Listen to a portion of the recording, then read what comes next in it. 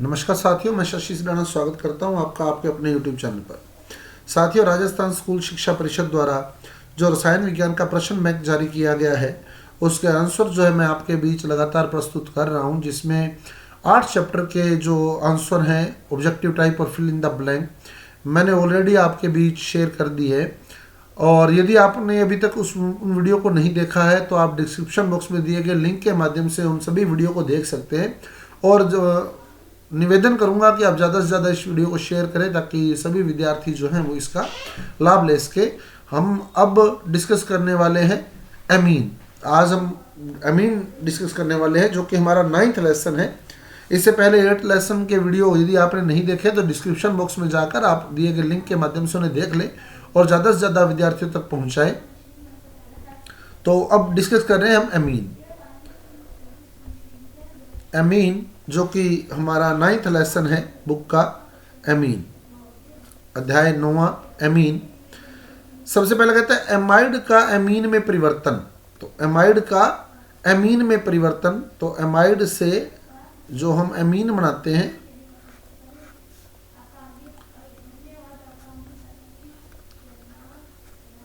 तो ये कार्बोनिल समूह जो होता है एमाइड में, CO समूह जो होता है ये रिमूव हो जाता है हाफ मान ब्रोमेमाइड अभिक्रिया के अंदर।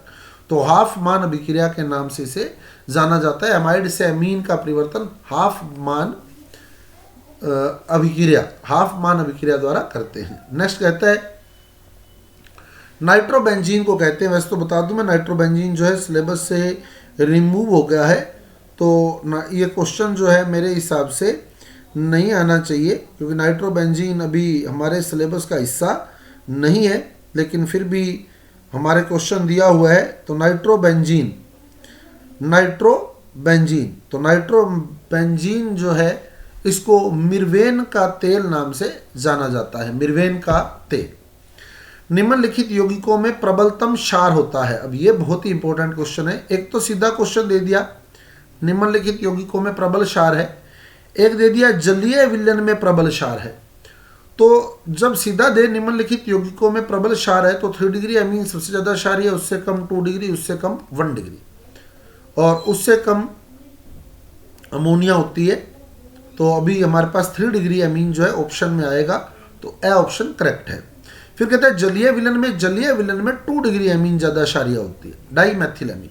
जलीय विलयन में डाईमेथिल अमीन ज़्यादा क्षारीय होती है। नेक्स्ट कहते हैं C2H5 की थ्राइस N1 है, तो ये एक तृतीयक एमीन है। N प्राथमिक एमीन में NH2 होता है, द्वितीयक एमीन में NH होता है और तृतीयक एमीन में N होता है। तो यहाँ ओनली N है, N के साथ 3 एल्किल ग्रुप लगे हैं R R R, तो ये 3 डिग्री एमीन है, तृतीयक एमीन है। स ऑप्शन करेक्ट है। फिर कहते हैं न्यूनतम pKb वाला एमीन है। तो आपको मैं बता दूं Kb जितना ज्यादा होता है या pKb जितना कम होता है एमीन उतनी ज्यादा क्षारीय होती है। Kb अधिक और pKb कम तो क्षारीय प्रकृति ज्यादा होगी। अब ये यही कह रहे हैं न्यूनतम pKb वाला एमीन है, मतलब सबसे ज्यादा क्षारीय। कि pKb अगर कम है तो इसका मतलब क्षारीय।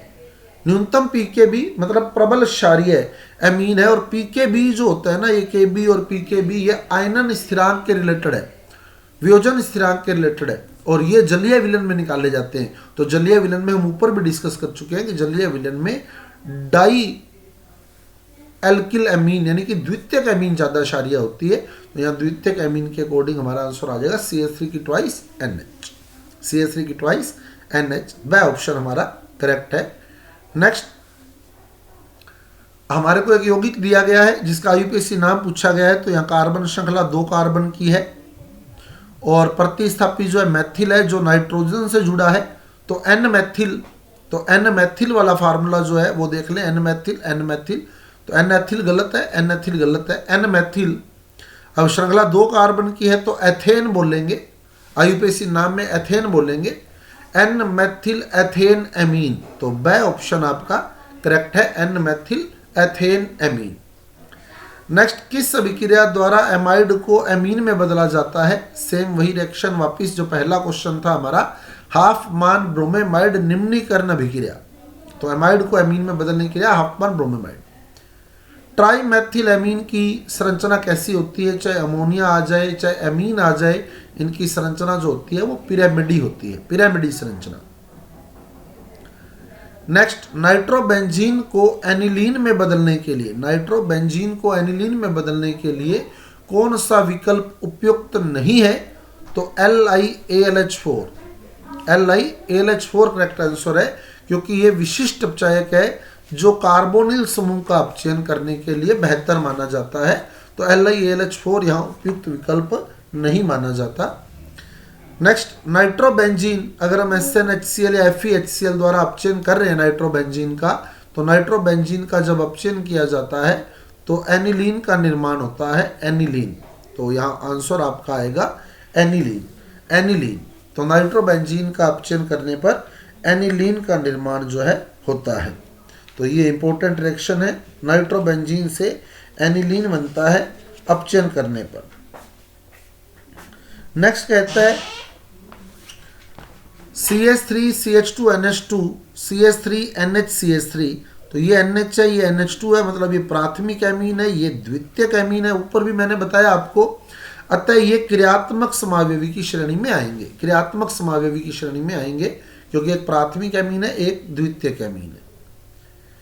नेक्स्ट, 1984 में भोपाल विभीषिका के लिए उत्तरदायी विशैला यौगिक है, ये क्वेश्चन भी अब नहीं आना चाहिए मेरे हिसाब से। MIC Maithil isocyanate, Maithil isocyanate, MIC Maithil isocyanate Bhopal विभीषिका के लिए उत्तरदायी है, और फार्मूला इसका होता है CH3NCO। ये भोपाल गैस जो है, भोपाल गैस के रूप में जाना जाता है इसको। भोपाल में जो दुखांतिका हुई थी 1984 के अंदर, वो इसी के कारण हुई थी, MIC मैथिल आइसोसाइनेट। नेक्स्ट, निम्न में से कौन सा कार्बिल एमीन फ्रिक्शन नहीं देता, तो carbyl amine friction 1 degree amine देता है, सिर्फ 1 डिग्री एमीन। तो एथिल एमीन 1 डिग्री एमीन है, NH2 लगा होगा इसमें भी, मैथिल एमीन में भी NH2 होता है, फेनिल एमीन यानी एनिलीन में भी NH2 होता है, डाई मैथिल एमीन ये द्वितीयक एमीन है, इसमें NH होता है। तो कार्बिल एमीन फ्रिक्शन जो है डाई मैथिल एमीन नहीं देता, क्योंकि ये एक द्वितीयक एमीन है, तो हमारा आंसर आएगा D, चौथा ऑप्शन हमारा करेक्ट है। नेक्स्ट, निम्न में से कौन सा एक एसिटेमाइड से क्रिया करके मैथिल एमीन देगा, तो एसिटेमाइड से मैथिल एमीन जो है वो हाफमान ब्रोमेमाइड अभिक्रिया है। तो हाफमान ब्रोमेमाइड अभिक्रिया में NaOH और Br2 जो है वो चूज किया जाता है, NaOH Br2। तो हमारा D ऑप्शन जो है वो यहाँ करेक्ट रहेगा, the Hofmann bromamide. Next, question number 16 आपको दिया हुआ है, CH3CONH2, यहाँ LiAlH4 दिया हुआ है, और LiAlH4 जो है वो कार्बोनिल समूह का अपचयन करता है। तो आप यहाँ देख रहे हैं कार्बोनिल समूह लगा है इसमें, तो इसका अपचयन करेगा, और अपचयन मतलब इसमें से ऑक्सीजन निकाल देगा। तो इसमें से ऑक्सीजन निकालेंगे तो कार्बन के 2 बंध खाली हो जाएंगे, और अपचयन का मतलब उन दोनों बंधों के साथ आप हाइड्रोजन जोड़ दें, तो यहाँ एथिल एमीन यानी एथेन एमीन का निर्माण हो जाएगा। नेक्स्ट, CH3CH2NH2 और एरो पर HNO2 यानी नाइट्रस अम्ल दिया है। 1 डिग्री एमीन जब नाइट्रस अम्ल से क्रिया करती है तो अल्कोहल बनाती है, तो CH3CH2OH। आगे वो देता है PCl5, तो अल्कोहल जब PCl5 से क्रिया करता है, अल्कोहल की अगर मैं बात करूं, मैं इसको थोड़ा बड़ा कर देता हूं, अब आप देख सकते हैं क्लियरली। तो यहाँ आप PCl5 देख रहे हैं, तो यहाँ CH3CH2NH2 है, HNO2 नाइट्रस अम्ल से क्रिया करता है तो अल्कोहल बनता है, और जब अल्कोहल की क्रिया PCl5 से करवाते हैं तो यहाँ CH3CH2Cl बनेगा, एल्किल हैलाइड। PCl5 आ जाए, PCl3 आ जाए, SOCl2 आ जाए, तो यहाँ एल्किल हैलाइड बन जाता है। और जब एल्किल हैलाइड KCN से क्रिया करता है तो साइनाइड बनता है, तो यहाँ एथिल साइनाइड CH3CH2CN बन जाएगा। तो ये रिएक्शन होगी।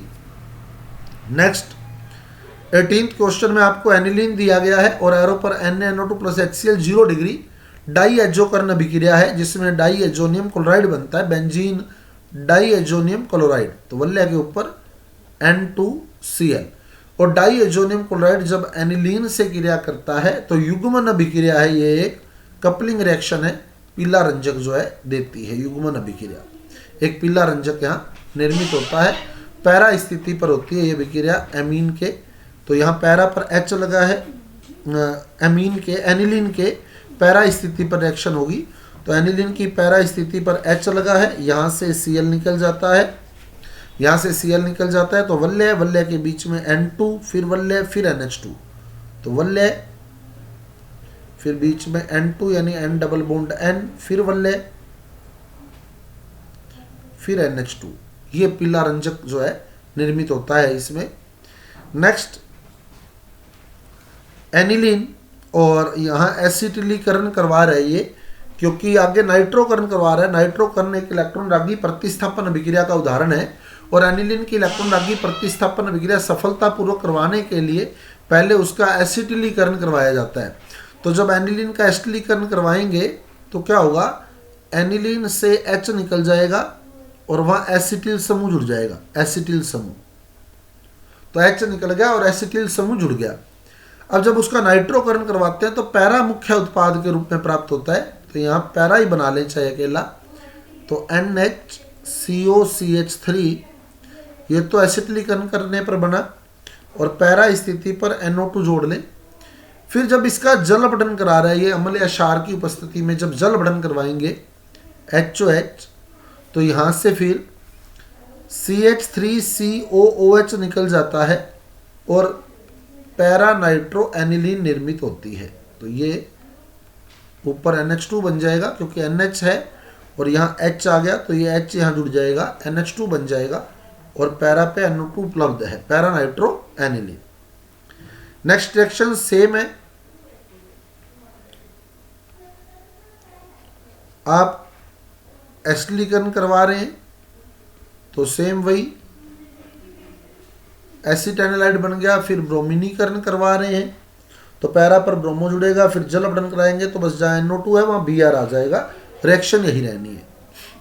नेक्स्ट फिर वही है, एमीन की एसिटिल क्लोराइड से क्रिया है, ये एसिटिक एनहाइड्राइड है, ये एसिटिल क्लोराइड लो या एसिटिक एनहाइड्राइड लो, एसिटिलीकरण ही होता है। तो यहाँ बताया भी है इसने कि HCl निकल गया, तो ये तो बड़ी सिंपल है कि Cl यहाँ से निकल गया और H यहाँ से निकल गया, तो HCl निकल गया।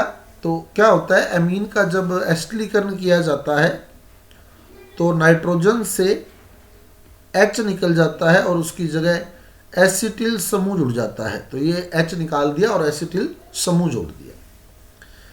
नेक्स्ट एनिलीन एरो पर दिया NaOBr, मेरे हिसाब से यहाँ एनिलीन नहीं आना चाहिए था, यहाँ ये एमाइड बनना चाहिए था, बेंजेमाइड, और बेंजेमाइड NaOBr का मतलब है NaOH प्लस Br2, हाफमान ब्रोमेमाइड में जाना चाहिए था, और यहाँ एनिलीन बननी चाहिए थी, क्योंकि एनिलीन NaOBr से कोई रिएक्शन हमारी बुक में नहीं है। NaOBr यानी NaOH प्लस Br2, तो एमाइड की रिएक्शन जरूर है NaOH प्लस Br2 से। तो मेरा मानना यह है कि यहाँ एनिलीन की बजाय एमाइड होना चाहिए था, CONH2 होना चाहिए था, और NaOBr से रिएक्ट करके जो ये एमाइड होता है ये एनिलीन में परिवर्तित हो जाता है। नेक्स्ट एथिलएमीन का IUPAC नाम, तो एथिलएमीन का IUPAC नाम एथेन एमीन होता है, एथेन एमीन, एथिलएमीन यानी एथेन एमीन। फिर कहते हैं बेंजीन एमीन का रासायनिक सूत्र, तो बेंजीन एमीन एनिलीन को ही बोला जाता है, तो इसका रासायनिक सूत्र जो है वल्य के ऊपर NH2, ये इसका रासायनिक सूत्र होता है। तो स्टूडेंट्स ये थे हमारे एमीन चैप्टर के क्वेश्चन आंसर। उम्मीद करता हूँ आपको हमारे वीडियो जो है बेहतर लग रहे होंगे, और फिर मैं निवेदन करूँगा कि इस वीडियो को ज़्यादा से ज़्यादा शेयर कर दें ताकि सभी विद्यार्थियों तक ये वीडियो जो है पहुँच सके। तो मिलते हैं अगले वीडियो में अंतिम चैप्टर कार्बोनिल यौगिक एल्डिहाइड कीटोन के साथ। धन्यवाद।